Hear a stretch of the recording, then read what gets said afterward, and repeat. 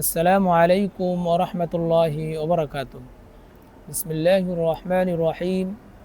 আলহামদুলিল্লাহি রাব্বিল আলামিন ওয়াল আকিবাতু লিল মুত্তাকিন ওয়াসসালাতু ওয়াসসালামু আলা সাইয়্যিদিল মুরসালিন ওয়া আলা আলিহি ওয়া সাহবিহি আজমাইন ওয়া মান দাআ বিদাওয়াতিহি ইলা ইয়াউমিদ্দিন। সুপ্রিয় দর্শক শ্রোতা ভাই ও বোনেরা, সকলের প্রতি আন্তরিক শুভেচ্ছা ও অভিনন্দন।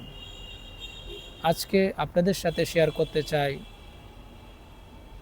আপনি যদি 7টি গুণের অধিকারী হতে পারেন তাহলে আপনি জান্নাতুল ফেরদাউসের অধিকারী হতে পারবেন। আল্লাহ তাআলা এই 7টি গুণ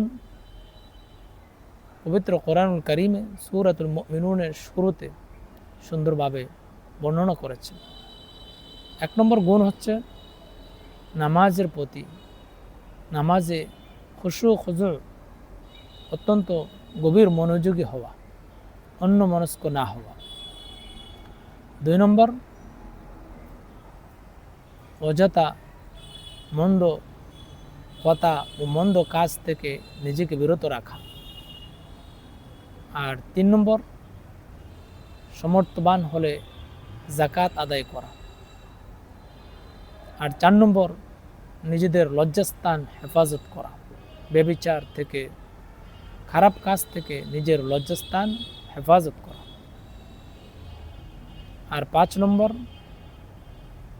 আমানত রক্ষা করা, আমানতদার হওয়া। আর 6 নম্বর, ওয়াদা বা প্রতিশ্রুতি দিলে তা রক্ষা করা। 7 নম্বর, নামাজের ব্যাপারে যত্নবান হওয়া, নামাজের হেফাজত করা, সময় মতো পরিপূর্ণরূপে নামাজ আদায় করা।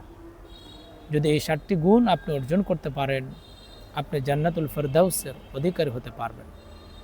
আল্লাহ তাআলা ইরশাদ করেছেন, قد أفلح المؤمنون الذين هم في صلاتهم خاشعون والذين هم عن اللغو معرضون والذين هم للزكاة فاعلون والذين هم لفروجهم حافظون إلا على أزواجهم أو ما ملكت أيمانهم فإنهم غير ملومين فمن ابتغى وراء ذلك فأولئك